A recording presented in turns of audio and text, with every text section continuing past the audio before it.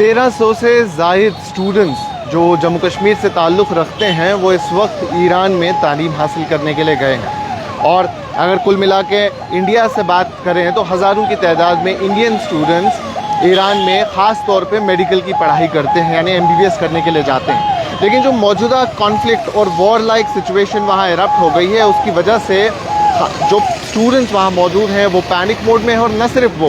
उनके पेरेंट्स ख़ास तौर पे अगर उनकी बात करें वो रेस्टलेस हैं और स्लीपलेस हैं। मिनिस्ट्री ऑफ एक्सटर्नल अफेयर्स की तरफ से एडवाइजरीज आई, नंबर्स शेयर किए गए और कई सारी चीज़ें उनकी तरफ से सामने आई है। पहले मैं आपको बता दूं, एडवाइजरी जो जितने भी इंडियन नेशनल्स और इंडियन ओरिजिन जो करंटली ईरान में रह रहे हैं उनके लिए मिनिस्ट्री ऑफ एक्सटर्नल अफेयर ने एक इमरजेंसी कॉन्टैक्ट नंबर दिए हैं कॉल के लिए, व्हाट्सएप के लिए, और कई सारे नंबर्स उनमें शेयर किए गए हैं ताकि अगर किसी भी किस्म की कोई परेशानी हो वो उनको कांटेक्ट कर सकते हैं। और साथ ही साथ उन्होंने ये भी कहा है कि वो एम्बेसी के साथ टच में रहें और अवॉइड करें जितना भी अननेसेसरी मूवमेंट है ईरान में। और ये इंडियन एम्बेसी जो ईरान में मौजूद है उनकी तरफ से ऑर्डर आया है। अब ये क्या कुछ है, सबसे पहले तो वहाँ जाते हैं, उसके बाद बाकी कहानी आपको फिर से सुनाएंगे, क्योंकि ईरान और इजराइल कभी डिप्लोमेटिक टर्म पे रहे ही नहीं है 1979 से अगर हम बात करें। और अभी जो अटैक हुआ है, अगर मैं प्रेसिडेंट जो प्राइम मिनिस्टर है बेंजामिन नेतन्याहू, उन्होंने इसे ऑपरेशन राइजिंग लाइन कहा है और इसको उन्होंने टर्म किया है कि ये ईरान पे बिगेस्ट अटैक है डेकेड्स में। और ये एक अटेम्प्ट है रिमूव करना न्यूक्लियर थ्रेट टू इजराइल, यानी इजराइल पे एक न्यूक्लियर थ्रेट है और उस न्यूक्लियर थ्रेट को रिमूव करने के लिए हमने ईरान पे हमला किया। फिर रिटेलिएशन में ईरान ने वापस हमला किया और तकरीबन अब 4 दिन हो चुके हैं ये एयर स्ट्राइक्स हमें देखने को मिलती है, जिससे ईरान और इजराइल दोनों को नुकसान हुआ है, जैसा इंटरनेशनल मीडिया ने बताया है। और इंटरनेशनल मीडिया के मुताबिक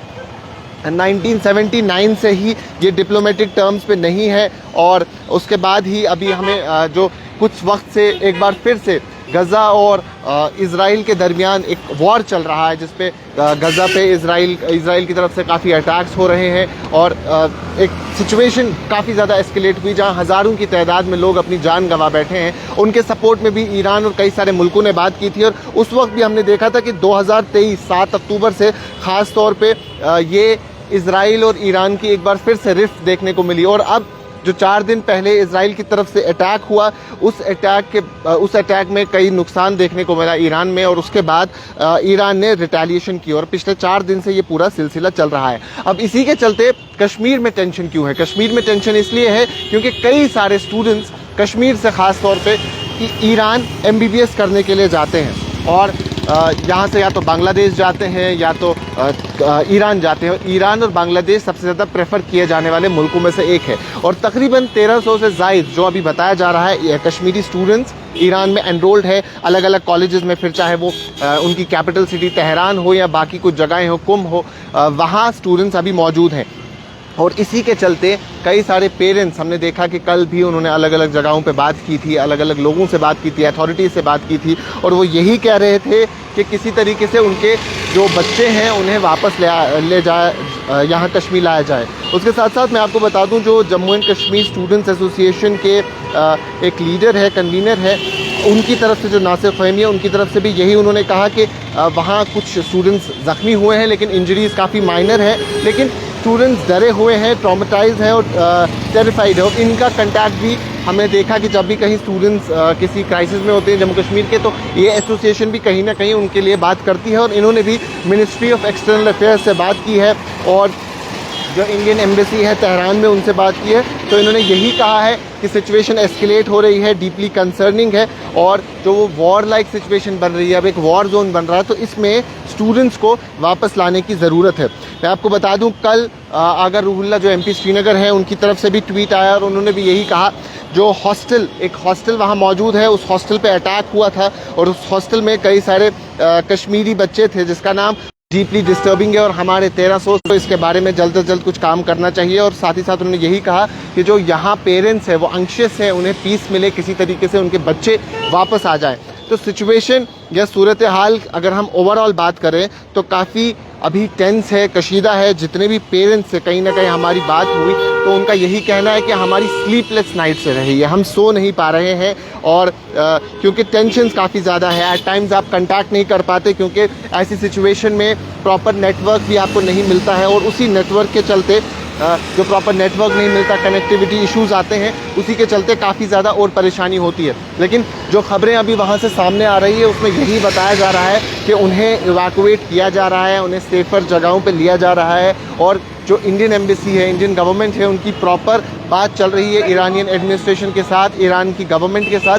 ताकि जो इंडियन स्टूडेंट्स वहाँ मौजूद हैं उन्हें सेफ़ तरीके से रिलोकेट किया जाए और जब देखा जाएगा प्रॉपर सिचुएशन को एनालाइज करने के बाद उन्हें किसी तरीके से वापस ले जाया जाएगा। हिंदुस्तान के हैं जो इधर के रहने वाले हैं ईरान में इस वक्त, इंडियन एम्बेसी के सोशल मीडिया पेज पे बने रहना चाहिए, नज़र रखनी चाहिए ताकि कभी भी ऐसा कोई अपडेट आए जो उनके लिए इम्पॉर्टेंट हो उसे वो फॉलो करें। जो नंबर्स दिए गए हैं मैं आपको वो नंबर बता दूं।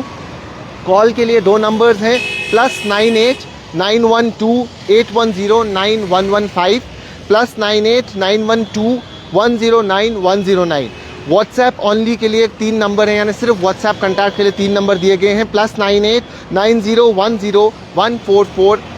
557 और दूसरा नंबर है +98 901 599 3320 और एक और नंबर दिया गया है +91 8086 871709। तो ये कई सारे नंबर्स हैं जो एम्बेसी की तरफ से सामने आए हैं और उन्होंने इसके बारे में लिखा है, इसके बारे में बताया है और साथ ही साथ ये भी कहा है कि जो ईरान में जम्मू कश्मीर के रहने वाले लोग हैं, इंडिया के रहने वाले लोग हैं, वो सोशल मीडिया प्लेटफॉर्म्स पे उनके बने रहें ताकि जो भी अपडेट होगी वो उससे ही उन्हें मौसूल होगी। और जैसा बताया जा रहा है, जैसा मैंने आपको कहा कि उमर अब्दुल्ला ने भी कल ट्वीट किया, उन्होंने यही कहा, जो एक्सटर्नल अफेयर्स मिनिस्टर हैं डॉक्टर एस जयशंकर, उनसे उनकी बात हुई है सिचुएशन के बारे में जो ईरान है, particularly for the welfare of Jammu Kashmir students, for the safety of students of Jammu and Kashmir. तो उन्होंने यही कहा है जो वहाँ मौजूद हैं और साथ ही साथ उन्होंने ये भी कहा कि होम मिनिस्टर ने भी एश्योर किया कि जो मिनिस्ट्री ऑफ एक्सटर्नल अफेयर्स है वो क्लोज कंटैक्ट में है काउंटर पार्ट्स के साथ यानी ईरान के साथ और वो नेसेसरी स्टेप्स लेंगी ताकि सारे इंडियन स्टूडेंट्स जो ईरान में मौजूद हैं उनको सेफ्टी के साथ वहाँ रखा जाए या उन्हें अगर ज़रूरत पड़ी तो यहाँ लेके आया जाए। तो जो भी पेरेंट्स हैं उनके लिए भी इम्पॉर्टेंट है कि वो कंटैक्ट में रहें। साथ ही साथ जो भी मिनिस्ट्री ऑफ एक्सटर्नल अफेयर्स की एडवाइजरी आती है, जो ईरान में लोग मौजूद हैं उनके लिए ज़रूरी है कि वो उनकी सोशल मीडिया हैंडल्स को फॉलो करें, इस एडवाइजरी को फॉलो करें ताकि वो वक्ती तौर पे, फौरी तौर पे उस बात पे अमल कर पाएँ जो मिनिस्ट्री ऑफ एक्सटर्नल अफेयर्स ने एडवाइजरी जारी की है। तो फिलहाल जो नंबर्स हमने आपको बताया, अगर आप किसी भी किस्म की डिफ़िकल्टी में हैं आप इन नंबर्स पे कांटेक्ट कर सकते हैं जो मिनिस्ट्री ऑफ एक्सटर्नल अफेयर्स की तरफ से दिए गए हैं और साथ ही साथ उनके सोशल मीडिया को फॉलो करें ताकि आपको अपडेट्स मिलती रहें और अननेसेसरी मूवमेंट्स को अवॉइड करें, बाहर ना निकलें। क्योंकि जितनी लोगों से हमारी बात हुई उन्होंने यही कहा कि फ़िलहाल जो तेहरान में यूनिवर्सिटीज़ हैं, मेडिकल यूनिवर्सिटीज़ ख़ास तौर पे, वहाँ अभी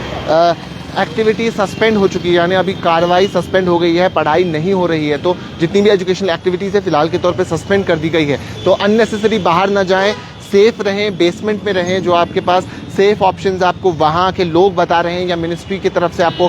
एडवाइजरी आ रही है उन्हें फॉलो करें ताकि आप कंप्लीटली सेफ़ रहें और जितना हो सके अपने घर वालों को बैक होम यहाँ कश्मीर में या इंडिया में कंटैक्ट करते रहें ताकि उन्हें भी एक कंटिन्यूस अपडेट मिले और वो भी सुकून से रह पाएँ। लेकिन सिचुएशन ओवरऑल काफ़ी टेंस है क्योंकि कंटिन्यूसली अब चौथे दिन में हम पहुँच चुके हैं और 4 दिन हो गए हैं जहाँ इजराइल के अटैक के बाद अब रिटेलिएशन में ईरान अटैक कर रहा है, फिर इजराइल ने एक बार फिर से अटैक किया। तो 4 दिन इस सब में भी हो गए हैं और 4 दिन से स्लीपलेस नाइट्स हैं कश्मीरी पेरेंट्स के लिए, इंडियन पेरेंट्स के लिए, उन लोगों के लिए जिनके रिश्तेदार, जिनके लोग ईरान में फंसे हुए हैं। तो जो कुछ भी इस हवाले से फर्दर अपडेट आएगी वो भी हम आप तक वक्तन फवक्तन पहुंचाते रहेंगे। अभी के लिए इतना ही। कैमरा पर्सन उमर डार के साथ शादाब गिलानी, कश्मीर लाइव, श्रीनगर।